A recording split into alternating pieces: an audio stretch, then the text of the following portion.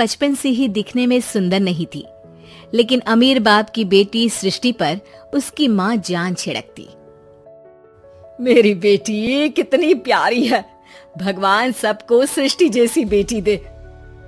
सृष्टि धीरे धीरे बड़ी होती है।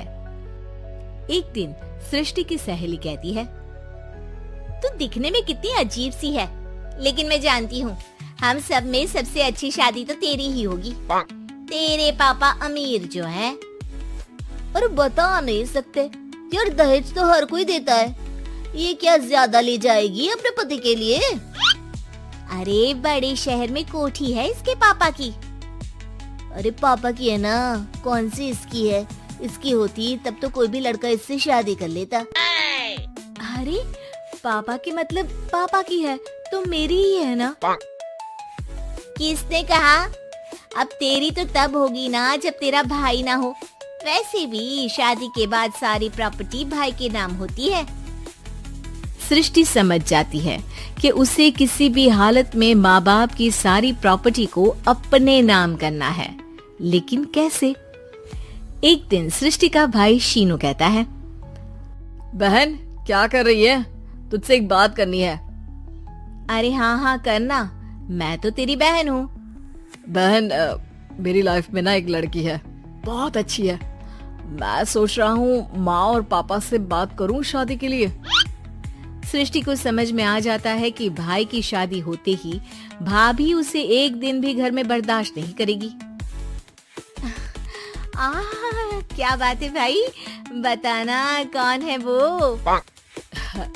यार वो बहुत अच्छी लड़की है, पढ़ी लिखी है, मेरे साथ जॉब भी करती है। बस एक प्रॉब्लम है। प्रॉब्लम? क्या प्रॉब्लम है भाई? यार वो शादीशुदा है, लेकिन उसके पति ने उसे सिर्फ इसलिए छोड़ दिया क्योंकि उसके माँ बाप दहेज नहीं दे पाए। सृष्टि ये सुनकर न जाने क्यों खुश हो जाती है। अरे भाई तो क्या हुआ, लड़की तुझे तो पसंद है ना? शीनू को लगता है कि बहन उसे समझ रही है। वो इस बात से अनजान होता है कि उसकी बहन की मंशा पूरा घर हड़पने की है। सृष्टि अपनी माँ से कहती है, मम्मी मुझे तो बहुत चिंता है, पता है शीनू क्या कर रहा है? अरे क्या कर रहा है, वो तो काम पर जाता है और वापस घर आता है। नहीं ना माँ, वो यही तो नहीं कर रहा, बाकी सब कर रहा है। आपको पता है उससे प्यार है, और वो भी एक शादीशुदा लड़की से। ये क्या हो गया?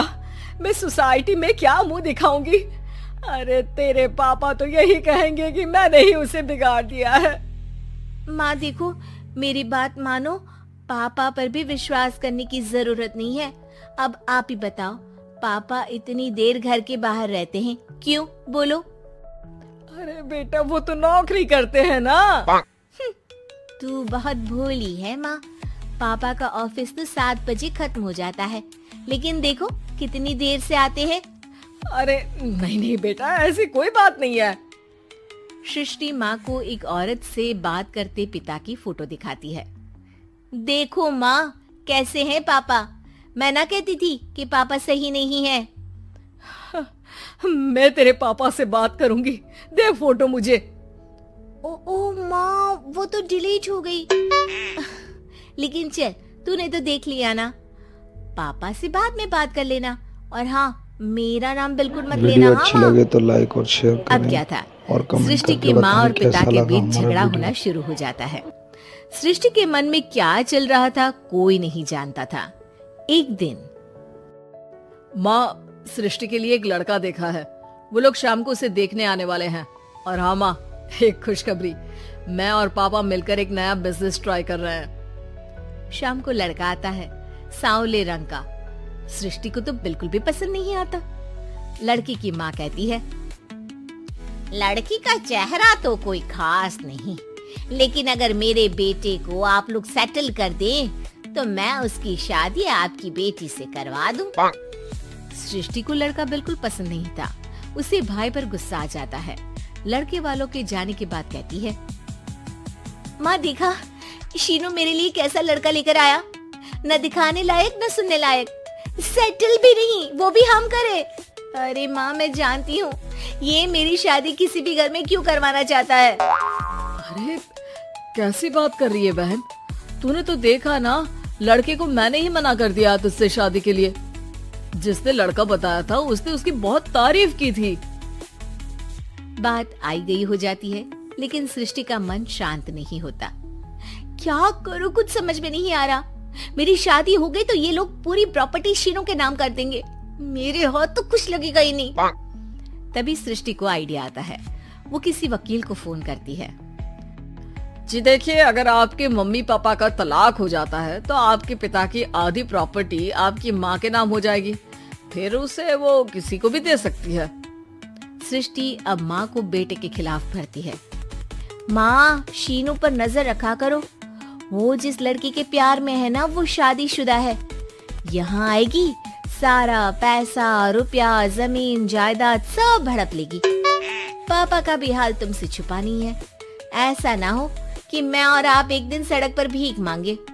हे भगवान, मैं तो जीते जी मर जाऊंगी अगर ऐसा हो गया तो।